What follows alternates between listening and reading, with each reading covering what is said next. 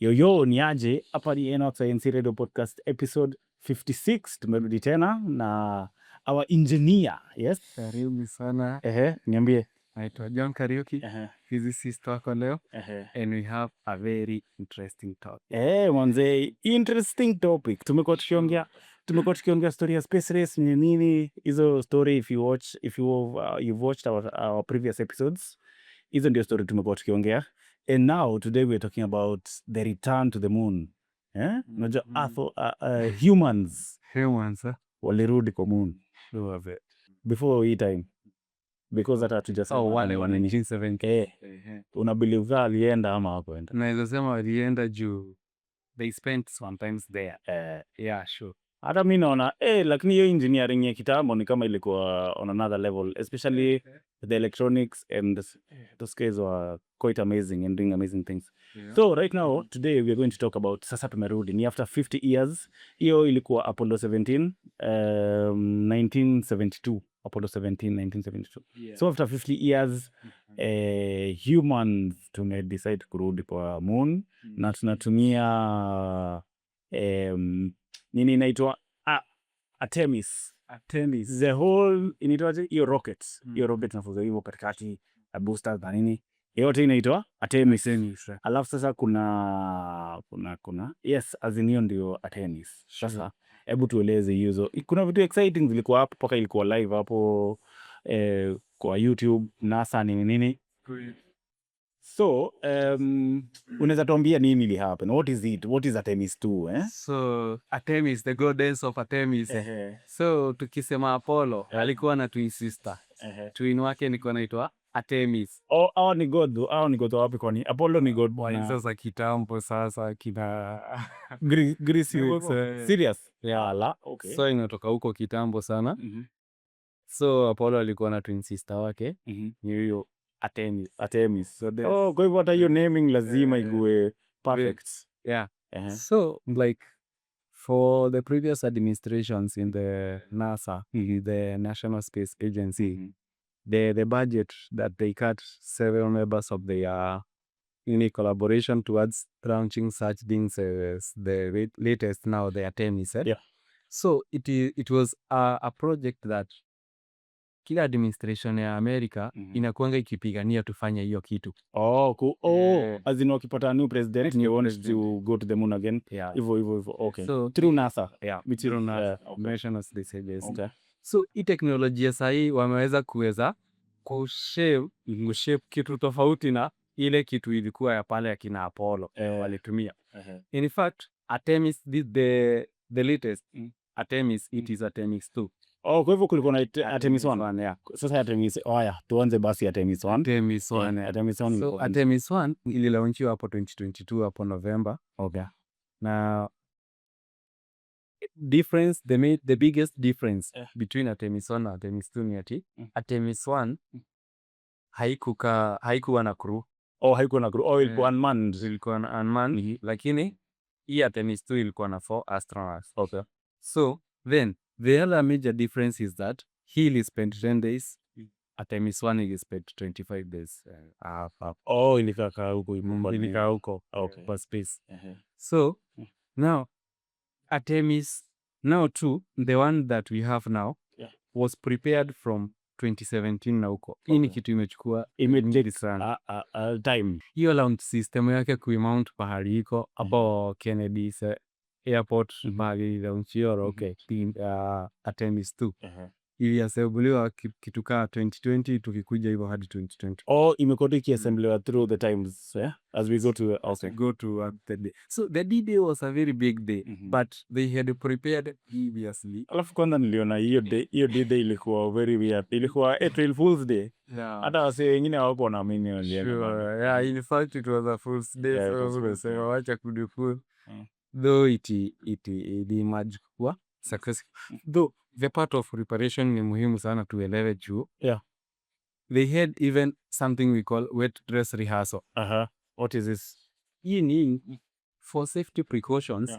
Anything that you do or wherever you work, it is good that you do a rehearsal that ndio kuwe prepared for in case of an emergency. Kwa hivyo in anything lazima at least una try ndio unakuwa prepared. So ile ni kuwasha pale ilaunchiwa. Alafu upoeshe. Ndio inaitwa wet dress rehearsal. So walikuja wakaeka rocket yao hapo, ikafanya hydrogen, hiyo propellant, zikachoma. Au sasa juni rehearsal inapoesha na mnaona kama inaweza na leaks za hydrogen pahali ama kulikuwa na hizo engines zao. Then kuna hii kitu tunaita in the final head tutaita avcoat. Ile kitu itala devotion itakuwa heated aje, itacool aje. Juu sasa itakuja na mbio nyingine. Sasa mnajifanyia hiyo rehearsal yenu. So ni kitu like it was so okay. So they had to do a lot of rehearsals through the years. It happened one. It happened only one time. Ilipanda tu na ikaishia. Panda tu sasa ikaishia. Na sasa nimeona hii nini? Hii Artemis hizi rockets zilikuwa zimetengenezwa na Elon Musk, I think. The Artemis, the technologies they are collaborating. SpaceX. SpaceX na NASA wengine. Ndio uweze kukuwa na crew yenye ni represent ina represent the world. Like ulikuwa na kina Jeremy Canadian na kina Distina American hivyo hao wengine Tom. There were four of them. Four nationalists in United States actually in Bangladesh. So lazima ukuwe na representation pia pale juu ya pia historic moments. Juu ya ilikuwa na historic moment. So nilikuwa naona hiyo stuff ilikuwa na budget ya $93 billion. So it is a lot was invested in terms of research, especially juu sasa unajua mnaenda new place that is unknown. And that is quite interesting. Sure. That na feel hiyo pesa at least likina kitu. Like in terms of research for human, I think it's a good use of that money. I believe so true. Because kwa previous administrations American ndio tumesema si ati bado walikuwa na hiyo budget. Walikuwa na katika hiyo budget. Lakini kila mtu kuna mambo zenye alifanya. Tuseme kama Biden akiwa pale, hii exploration yenye tumefanyiwa sasa ina Artemis 2. Biden alikubali ifanyike na hiyo budget labda ilianza kukatiwa huko na zikaanza kukuriperiwa. But now actualization this part now Trump has done. So since it has come through, then to fruition, wanasemanga hivyo. So a flyby. So what happened? So basically, first of all, before hata tujue wanaenda wapi ama nini, kuna space launch system. Nicho kikeji sijui inakuwaga hapo huko. Maybe some of our viewers don't know it, but that is the space launch system. Iko inashikilia. Alafu sasa kuna Orion sasa ni kako capsule kadogo. And then the whole thing, the thrusters were called Integrity. The current one, it is named Integrity. The current now, the rocket. The rocket is because sasa ilikuwa kuna thrusters, alafu inaenda inakuwa rocket. Rocket boosters zingine zina drop. So our rocket now, the one that emerged that bed was called Integrity. Like Orion alikuwa Orion. Because Integrity ni kiona hizo thrusters ikienda kwa nini? Ikienda kwa moon. Integrity sasa. They are very specific in naming. In fact, Pahabi Space Station, National Space Station, we have like Japanese, the years is called Kaibo. It means peace. We have America, they have Unity. We have Canada, they have Canadam, the arm of the space station. So they name. They name them in a specific way to make it a bit exciting. So kuna kitu niliona sasa ati ikipanda inatumia 2.8 million liters of fuel. So sasa if fuel ni hydrogen na oxygen liquid form. So you have chambers. From the nose cone where our row is, you have the payload. We come now down. Payload sasa as in tuko sasa na hapa. Pahali useme the sharp place mko. Watu wetu wanakuwa wamesha pale sharp. Ako nose cone. Sasa then kuna hapa kwa payload. Payload sasa since it needs a lot of this energy to pull it out of the earth, gravitational pull. Ndio maana inatumia 2.8 million liters of fuel. Sure. Sasa that means inabeba more fuel than it weighs. Ndio maana tuko na thrusters. Pale sasa hapo ndipo kile kitu tunasema Newton's third law in apply. Na hiyo Newton's third law ni muhimu sana juu inasemanga ukifanya hivi ingine itatoa. Because that is what is happening. Ina shoot chini ndio ipande juu. Sasa hii kitu ya kushoot chini ni nini? Kushoot chini water ni ile ikuanga ionization. Ile hushoot chini ni gas yenye imeioniziwa. Pale hapa table kuna chambers zenye zimehouse akina hydrogen. Sasa unasema nikaa ni hizi mbili. Sasa hapa juu katika huko juu bado sipa system yetu ya rocket. Okay. Kwa rocket. Sisi tuko kwa rocket hata tushapita structure yenyewe sasa. Sasa tuko na hydrogen chamber yenye iko na liquid. Liquid. Tuko na chamber nyingine iko na oxidizing liquid. Oxygen. Burudia? Liquefied oxygen. Ni oxygen lakini maji sasa. Sasa kuna kitu hufanyika pale inaitwa ionization. Ionization inafanyika aje? Utachoma hydrogen juu tayari hii ni liquid ya uchome oxygen. Sasa ile fluid utaproduce ndio huchomoka. Ndio inashuka gas. Hiyo moto tunasemanga ni gani moto? Ni hiyo moto ndio hufanya sasa rocket iende juu panda juu. Sasa hiyo ndio principle yetu, yani like ni kama wewe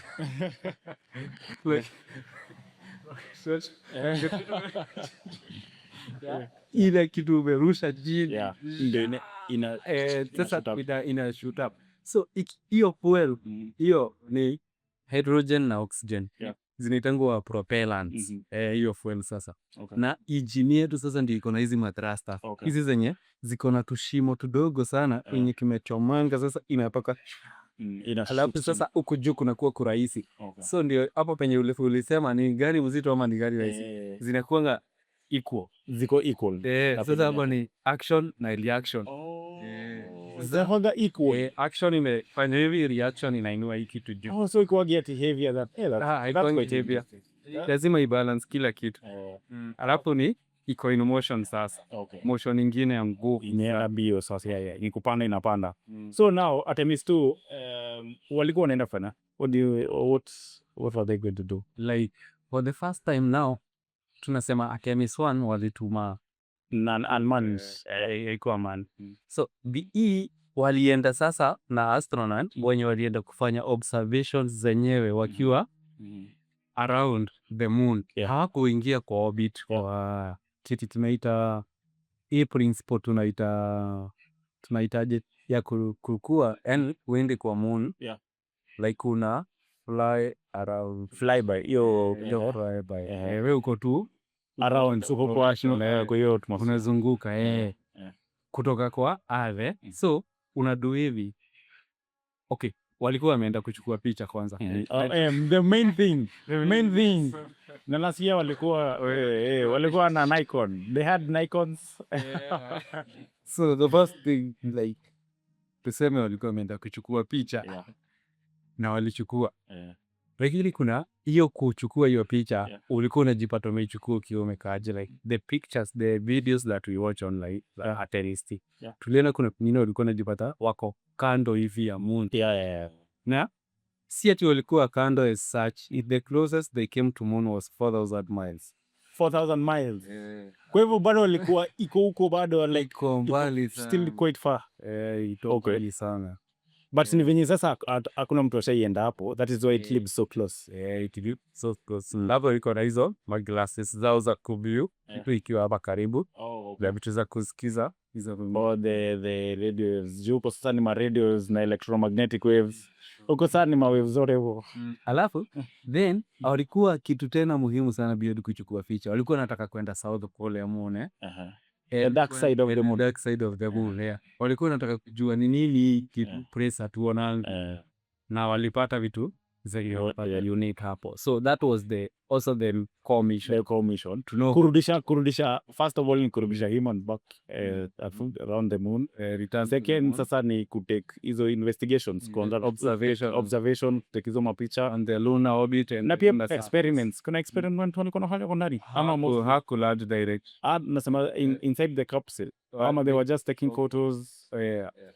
Another so only so basically that is what they were going to do. Sasa niliona hii nini kwa mtandao, hakwenda hivi straight, si kama brain. So I'm just like what is the explanation, kwa nini hakwenda straight, kwa nini walienda hivyo? You know, first of all ilikuwa into juu ellipse, inaitwa hiyo stuff ellipse walifanya ellipse juu walienda hiyo kwanza when they broke out of our atmosphere into the outer space. Sasa about outer space kwanza walizunguka dunia, ndio unazunguka dunia juu ya kucheck systems kama bado ziko sawa. Unaweza na ujeni na ujeni bado sahi kuna human sahi wanashtuka kulingana na hiyo speed unasema hii kitu kiko inatembea naye sana kama kutoka kwa dunia ilikuwa inatoka na 1700 miles per hour so ikiwa huko nje bado ilikuwa na ile speed kubwa sana. So like kucheck systems kwanza hivi umeuliza hiyo behavior walifanya hiyo behavior funny in very simple terms. Walifanya hiyo behavior juu hawakuwa wanataka kula kwa lunar orbit, kwa orbit ya moon. Walikuwa wanataka ku fly around. They were fly by. They were doing a fly by. So kwanza unaingia kwa orbit ya Earth. Unaiorbit vizuri kabisa. Una check systems. Alafu unashoot by. So shoot sasa wewe hutaki tena kuenda tena upigisho round pani. Wewe unataka sasa ikipeleke sasa. Juu kwa Earth kuna orbit yake na kwa moon kuna orbit yake. Wewe hutaki kutumia hiyo orbit tuzunguke moon direct. Unataka uende juu na huku chini. Na I understand ni aware of saving fuel. Juu ya huendi straight juu the moon enda straight around kuata the long curve na hiyo curve ni equal. So as in both the moon and the earth all have their own gravitational pull. So ukioko earth wakitumia gravitational wanaweza kuwa hata wanazima hizo thrust engine zao, ndio, as in because they're using they're floating. Inaitwa trajectory yenye walitumia hiyo unique. The trajectory. So that's why you use less fuel. Alafu so that, and then they wanted to do around the moon, all around the moon. Okay. So kuna vitu interesting, walienda over 1 million kilometers away. Karibu in fact ni 1 million kilometers. Maybe imagine 1 million kilometers is from where to where? 1 million kilometers from the next person. That's quite interesting. When you think about it, it's or in the next hospital where you can kiunia ukiwa huko juu ukipigwa na mawe huko ukipigwa na mawe. So and then now there was this interesting phenomena ati wakipiga picha wasali wanasema kwa nini why is it dark in the space? Unaona kwa nini iko dark? So basically walikuwa wanasema the reason why it is dark ni because light ina travel ina ni reflect. Na ndio maana kuna star kidogo, maanisha hiyo iko na gaseous space ama kitu kama hiyo. Sasa hiyo light ikihit ina reflect. Na ndio maana hata phenomena zingine kama why the sky is blue, vitu kama hizo ni because of the same phenomena. As in hiyo light so like on a shorter wavelength na longer wavelength. Na hiyo experiment niliona waseo kifanya very simply. If you ukioko giza ukiasha torch inamulikanga tu hiyo place yenye inarudisha light. Unaona, like light has to reflect through something for you to see. So that was quite interesting. And then now kuna hii Orion sasa si yenye ilirudi Earth. First rocket ni yenye boosters. Rocket ilikuwa na boosters venye iliingia kwa orbit ya Earth ikaachana na maboosters, itakuwa rocket sasa. Itakuwa integrity. Sasa integrity ndio ilikuwa inaenda around na ikienda paka around the moon. Alafu sasa ikarudi sasa sasa ikakua sasa Orion sasa. Unajua sasa integrity imeenda ikazunguka. Na hizo maspirits uzuri yake ilikuwa they were using, but it's quite interesting that people are away in the atmosphere, yani place yenye outer space. Nadhani umeenda mbali kumbe you have not seen anything. Na hata tujaienda mbali. This is the farthest in 50 years. So most likely we will not see a lot of development until maybe 500 years from now, which we don't know exactly. So hii Orion limetengenezwa na Lockheed Martin. Unajua Lockheed Martin? Lockheed Martin ni wase wenye wanatengenezanga planes for the military. Yes, military. Wanatengenezanga hizo military hizo bombers, hizo ma F-13, F-15, hizo ma bombers zao, the US. Na kuna Airbus. Pia Airbus aliingia. Airbus nayo sikinijua. Airbus ndio inatengeneza most of the jets and planes. Then vinaenda, especially the big one. Kuna A380 which is Airbus, which is the largest. I think siku moja tunaweza tunafata about such things. So sasa si wameenda wakazunguka. Sasa ni kurudi. Si ni kurudi wanarudi. So what is the physics behind the kurudi? The physics behind the kurudi nawe ilikuwa free trajectory. Ile tunasema unajiangusha bila kutumia orbit ya kitu. So ni free trajectory pale tunasema. Bila kujirusha dogo. Wasaidia sana hiyo juu. Hadi hizo fact tunasema walipata Kodak. Kuna kwingine hadi walipata mashimo zenye ni moon iligongwa na vitu kama meteorites ama cosmos. Imegongwa iko na madent. Iko na madent sana. In fact, they named one of the craters Parrot after one of the astronauts alive. Ndio nachukua hizo mama craters. Yeah. So now they found those things, the craters there, the nature of the craters. Now, the trajectory, the atmosphere of the moon, the trajectory. Now, as they followed that, the physics behind the fall now is they use we call it aerocapture. It is something that we call atmospheric drag. So now, because we have a lot of friction that is going to take place. Ni kurusha unarusha kitu kutoka space. So hiyo kwanza from space break. Inahitaji pia ukuje na speed iko juu sana upunguze pressure. Juu the more kuna ile pressure kibao utakuwa upo sawa. So unakuja na speed iko juu. So aerocapture yetu ilifanyika hivi. Walikuja na speed ya 25,000 miles per hour. Kilometers per hour. Break up on that. Then kubreak up on ndani wakiwa kama na 22,000 feet above ama altitude yetu uko juu kwa atmosphere. Waka toa parachutes. Parachutes zikaji-launch. Then kuna upcoat technology wako nayo. Kama uli notice hiki kitu uliona kikiwa kia black kikiland chini. Kikiland chini hivyo hiyo friction inasema gravity ukirudi yale ni moto kabisa, ni fire tika fire sasa. Ile inakuja dunia ikiwa ni moto yenyewe. Na wanakuwa na sasa na ikikuja kuland sasa island huko kwetu. Hiyo friction si manage, inafanya splash down. I always manage anything. So you cannot catch splash down. Splash. Ndio maana splash down. Splash you na iko curved. So sasa tunaongea juu ya Orion. Sindia ikyo kinyume. Orion ni capsule. So we have gotten out of the moon tukarudi sasa kwa orbit ya Earth. Kurudi kwa orbit ya Earth sasa na decide si lazima warudi home. Hawana thrusters, hawana anything. Nikanini thrusters zile ziliwapush alafu wakaziacha huko. Sasa ni kamare tu ikabaki just a shell. Because there's no way you can by then venye ulikuwa umesema hiyo energy yenye walitumia kupanda juu ni almost the same energy yenye sasa wanarudishwa. Na sasa as you've explained sasa ni free fall.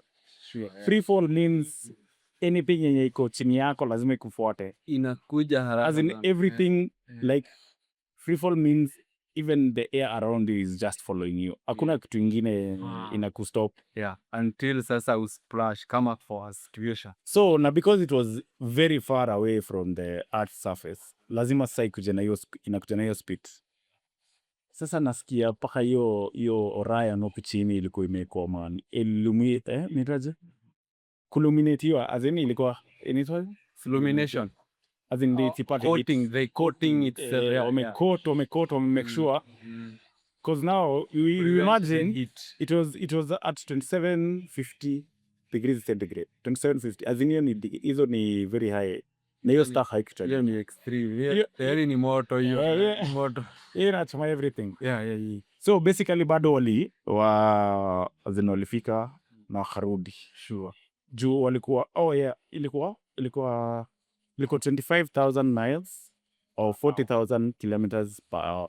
Ni speed ingine iko juu sana. So that means hiyo wali break record ya the fastest human in the world. Juu walikuja hivyo. The other thing ati ile kitu ya kwa na kitu ingine ilikuwa imeni interest. Ati the first issue wali encounter iko inafanya ni the toilets. The toilet. Fliona odhanyali nini but they were able to fix it.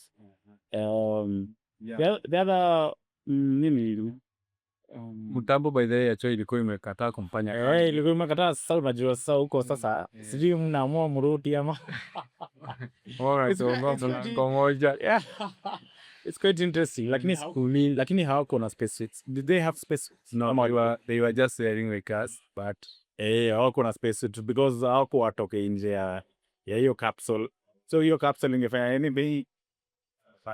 Yeah. So those are some of the most ni vitu interesting nilibamba juu hiyo stuff. Na since we've been talking about it for quite some time, nikasema we need at least to have a conversation about it. Yeah, it's timely. I mean, niko very proud of them venye walienda. Hiyo ni hiyo physics iko pale. Exploration, Yeah. Na pia walikuwa wanaweza communicate. So they were able to communicate. So they were just using electromagnetic waves, which it is almost as fast as light. Sasa inafanya speed of light. Inafanya communication ilikuwa inadelay tu kidogo. Kweli. So it was quite interesting. Very interesting. So tulikuwa tumesema lazima tupitie hii topic before Artemis 2, which was quite awesome. So walirudi 10th of April. Sure. Walienda fast harudi 10. Yeah. Na bado tunangoja more images from them because it's just a few days. So just a few days ago. Sindio? Yeah. So thank you so much for listening. Hapa ni nworks radio podcast. Tuko na radio pale kwa mtandao. Ukitaka kusikiza unaandika bit.ly/nwks radio. The RA is capital. Asante sana. nworks.